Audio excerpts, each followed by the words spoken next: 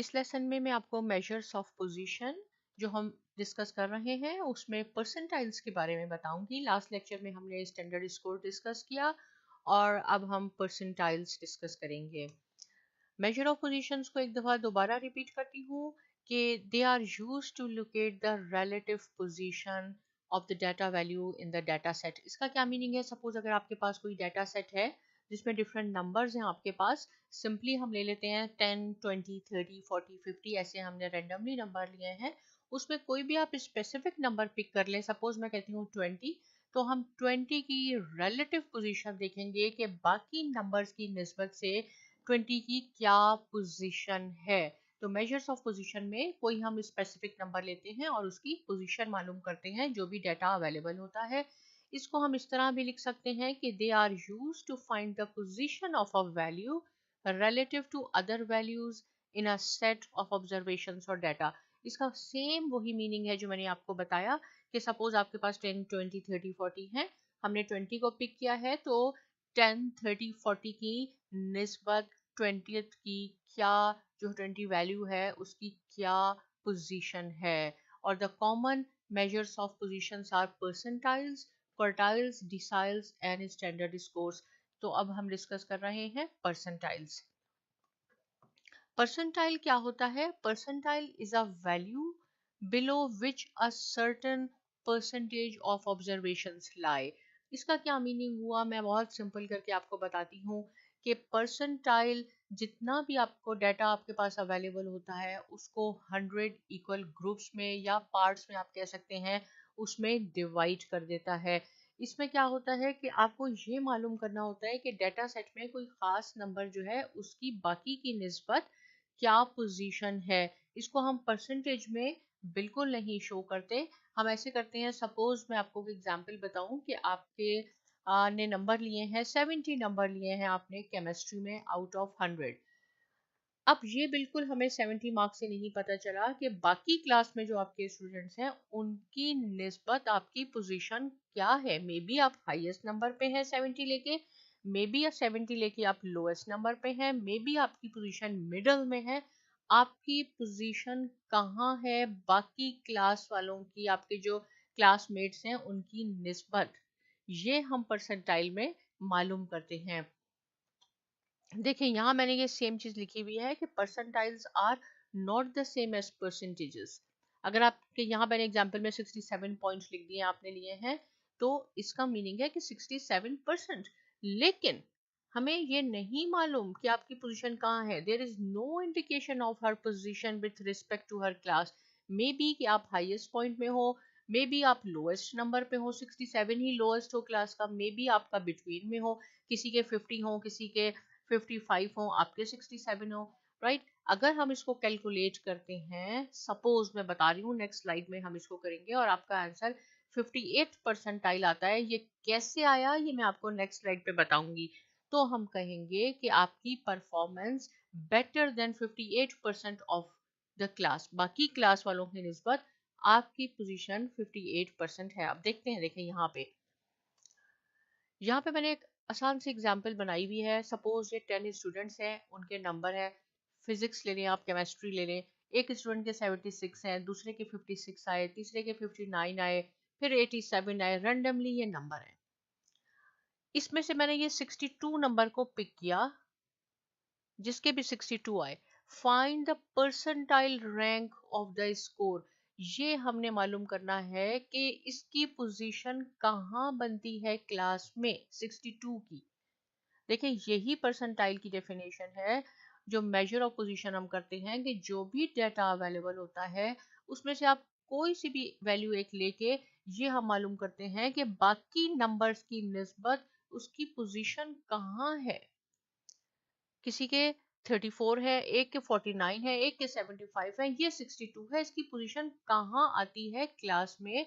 तो ये हम परसेंटाइल से मालूम करते हैं। परसेंटाइल का फॉर्मूला है, बहुत इजी है, number of values below x. और जो नंबर जिसके लिए हम मालूम कर रहे हैं उसको हम एक्स कहते हैं। कि 62 से जिसके नंबर कम है वो हमने काउंट करना है, number of values below x, उसमें हमने 0.5 ऐड करके टोटल नंबर ऑफ वैल्यूज जो कि टोटल नंबर ऑफ स्टूडेंट्स आप यहाँ कह सकते हैं 10 है, उससे हमने डिवाइड करके मल्टीप्लाई करना है 100 से।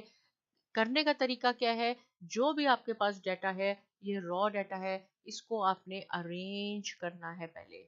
34 लोएस्ट से हाईएस्ट की तरफ जाना है, असेंडिंग ऑर्डर में आप जाएं। सबसे पहले 34 लिखा, 48, फिर ये 49, 56, इसको हमने अरेंज कर लिया 90 तक। अब हमने इसकी वैल्यूज पुट करनी है फॉर्मूले में, और क्या है, number of values below x. हमें इसने कहा है कि 62 की पोजीशन बताएंगे, ये कहाँ पे है क्लास में जिसने 62 नंबर लिए हैं। इससे बिलो कितने हैं, 1 2 3 4 5। आप यहाँ 5 लिख लें इसकी जगह, नंबर ऑफ वैल्यूज वो 5 लिखा, प्लस 0.5 ऐड किया, डिवाइडेड बाय 10, क्योंकि टोटल 10 थे स्टूडेंट्स, मल्टीप्लाई बाय 100, तो आंसर आपके पास आएगा 55। हम कहेंगे 55th percentile, a student whose score was 62, वो स्टूडेंट जिसने 62 नंबर लिए हैं, did better than 55% in the class.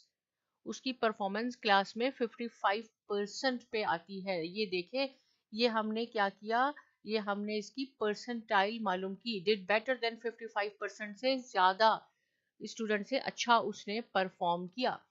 Same example है, लेकिन इसमें अब हमने क्या करना है, 87, जिस स्टूडेंट के 87 मार्क्स हैं मैथ्स में, उसकी हमने परफॉर्मेंस मालूम करनी है क्लास में। देखिए, एक ने 76 लिया मैथ्स में, एक ने 56 लिया, 59 लिए, इसने 87 लिए। इसकी पोजीशन क्या बनी क्लास में, मे बी ये हाईएस्ट नंबर पे गया, लोएस्ट नंबर पे गया, मिडिल में आया, कहाँ इसकी परफॉर्मेंस है, उसके लिए आपने परसेंटाइल लगाना है। Number of values below x, क्या करना है, सबसे पहला स्टेप है, आपने इस डेटा को अरेंज करना है ऑर्डर में।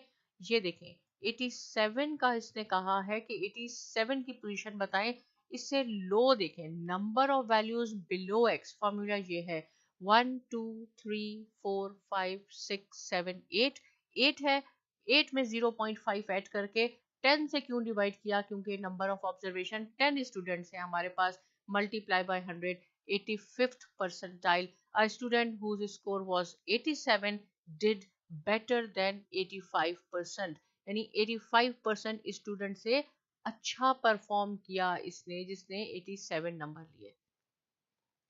तो इससे हमने क्या किया, जो भी डाटा था उसमें से कोई स्पेसिफिक नंबर लिया और उसकी पोजीशन मालूम की, इसलिए इसको मेजर ऑफ पोजीशन कहते हैं। और मेजर ऑफ पोजीशंस का एक टूल है परसेंटाइल, जो हम डिस्कस कर रहे हैं, तो उसने बेटर परफॉर्म किया। यहाँ पे क्या है, इनवर्स हमने करना है। यहाँ परसेंटाइल दिया हुआ है हमारे, हमें ये आंसर हमें ये दिया हुआ है 85th परसेंटाइल, हमने इसके नंबर फाइंड आउट करने हैं कि वो कितने नंबर लेगा कि उसके 85th परसेंटाइल या जो भी क्वेश्चन में है वो बनेगा। Finding the data value corresponding to a given percentile, इसमें भी हमने ये इसके स्टेप्स हैं करने के। Arrange the data in order, पहले हमने अरेंज करना होगा लोएस्ट टू हाईएस्ट, फिर हमने उसका फार्मूला ये है जिसमें आपने नंबर मालूम करने हैं कि कितना उसने नंबर लिए हैं कि उसका स्पेसिफिक परसेंटाइल बने। उसमें आपने c is equal to n, ये डॉट का मीनिंग होता है multiplication by p divided by 100, n total number of values, p percentile. ये दो पॉइंट जो है मैं आपको क्वेश्चन सॉल्व करने के बाद समझाती हूँ कि इसका क्या मीनिंग है। आगे चलते हैं। देखिए, यहाँ पे आपके पास हैं 10 स्टूडेंट्स हैं, सेम अमाउंट ये उनके हैं। सपोज दिस टाइम उन्होंने अकाउंटिंग में ये नंबर लिए हैं, एक स्टूडेंट ने 76 56, ये सारे इसके नंबर हैं।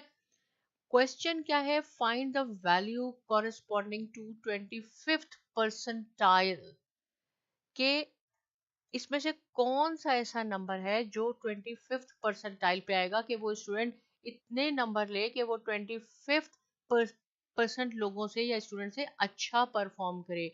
तो क्या है, सबसे पहले हमने इसको अरेंज किया ऑर्डर में। अरेंज करने के बाद एन एन है, ये 10 हमारे पास, 10 हमारे पास स्टूडेंट से हमने 10 लिखा, मल्टीप्लाई बाय पी, पी आपके पास है परसेंटाइल, तो ये 25th परसेंटाइल डिवाइडेड बाय 100, आपके पास c की वैल्यू आ गई 2.5। अब देखें, जब c की वैल्यू आपके पास डेसिमल में आई, ये होल नंबर नहीं है, तो आपने क्या करना है, if c is not a whole number, round up to the next whole number, तो हमने इसको राउंड कर देना है जो 3 बन जाएगा। अगर होल नंबर नहीं है तो उसको हमेशा आप राउंड अप कर दें, 3 हो गया। अब आप क्या करेंगे, अब आप यहां से गिनना शुरू करेंगे लोएस्ट से, 1 2 3, ये 3 नंबर पे आया।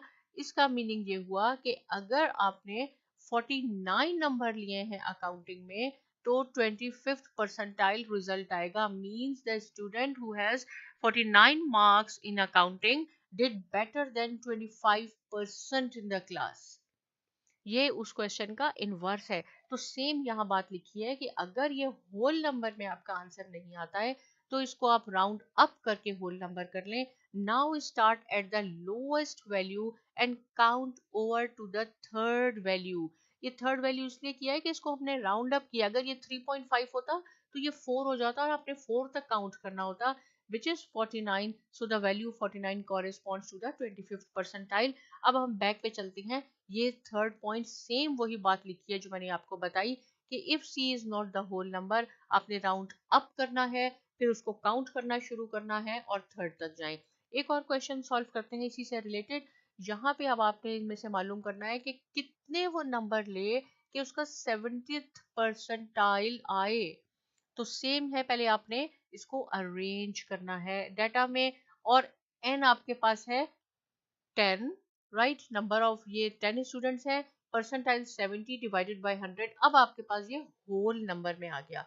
देखिए अगर होल नंबर में नहीं आएगा तो आपने उसको पहले होल नंबर में कन्वर्ट करना है और फिर काउंट करना है।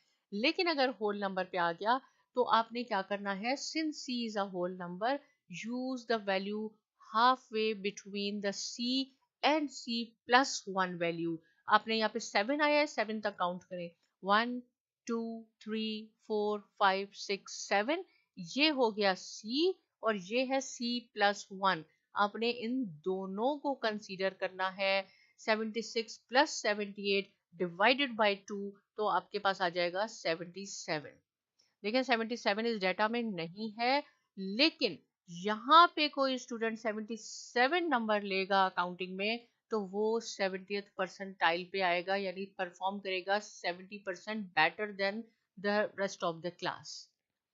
सेम चीज यहाँ लिखी है कि since c is a whole number, use the value halfway between c and c+1 value when counting up from the lowest value. In this case 76 और 78 है, add them, divide by 2, 77 आएगा। 77 corresponds to 70th percentile, means obtaining 77 marks would have done better than 70% of the class. तो ये same point यहाँ मैंने लिखा जो आपको मैंने कहा था मैं बाद में बताऊंगी। C is a whole number, तो आपने यूज करना है value half way between C and C+1, उसको ऐड करें, 2 से डिवाइड करें तो आपके पास आंसर आ जाएगा। यहाँ हमने परसेंटाइल को एक ग्राफ में शो किया है। सपोज आपके पास ऐसे भी हो सकता है कि क्लास बाउंड्रीज हो। यहाँ पे ये डायस्टोलिक ब्लड प्रेशर मैंने शो किया हुआ है कि आप किसी का blood pressure, diastolic blood pressure 40.5 से 45.5 है, किसी का 45.5 से 50.5 है एंड सो ऑन। यहाँ पे नॉर्मल रेंज आ जाती है। ये इसकी फ्रीक्वेंसी है। 18 सपोज लोगों का ये ब्लड प्रेशर है, 22 का ये है, ये टोटल 143 है। कम्युलेटिव फ्रीक्वेंसी कैसे मालूम करते हैं, इसको और इसको ऐड किया आपने, 40 25 ऐड किया, इसको और इसको ऐड किया आपने, ऐसे आप ऐड करते जाएंगे, आखिर में वही आएगा जो यहाँ पे टोटल नंबर पे था, तो ये सही हो गया। कम्युलेटिव परसेंट, परसेंट कैसे करेंगे, ये कम्युलेटिव फ्रीक्वेंसी है divided by 143, this one multiply by 100, same thing 40 divided by 143 multiply by 128 आ गया। और कम्युलेटिव परसेंट में आखिर में 100% होना चाहिए, ये परसेंट है तो ये आपके पास परसेंट में आ गया। इससे हमने ग्राफ बनाया है, इस कॉलम को लिया है हमने कम्युलेटिव परसेंट को और क्लास बाउंड्रीज को हमने शो किया है। क्लास बाउंड्रीज एक्स एक्सिस पे हैं, कम्युलेटिव परसेंट वाई एक्सिस पे है यहाँ पे। अब आप यहाँ से देख सकते हैं कि अगर आपको सपोज ये चाहिए, आप यहाँ से आएंगे 40 से और यहाँ से अपनी लाइन को ड्रॉ कर देंगे तो हम कहेंगे कि 18 लोग थे, 18 लोग थे जिनका डायस्टोलिक ब्लड प्रेशर यहाँ पे है, यानी 18, या हम यहाँ से इसको कहते हैं 18th कह दें यहाँ पे, या आप इसको परसेंटाइल में शो कर दें। यहाँ से आप कहते हैं कि कितने 40th परसेंटाइल पे आए, तो आपने ऐसे करना है इसको, और फिर आपने क्या करना है, इसको नीचे लेके जाना है। तो यहाँ से आपको पता चल जाएगा कि इस ग्रुप में ये ग्रुप 40th परसेंटाइल पे है। जिसका भी आप चाहते हैं निकाल सकते हैं। ये हमने परसेंटाइल देखा कि परसेंटाइल और परसेंटेज में डिफरेंस है। मेजर ऑफ पोजीशन बताती है कि कोई भी आपने डाटा सेट है, उसमें एक स्पेसिफिक डाटा है, उसकी पोजीशन कहाँ लाई करती है उस डाटा में। इससे रिलेटेड कोई क्वेश्चन है कमेंट सेक्शन में ज़रूर लिखिए। साइमा एकेडमी को सब्सक्राइब करना बिल्कुल ना भूलिए, और बहुत शुक्रिया।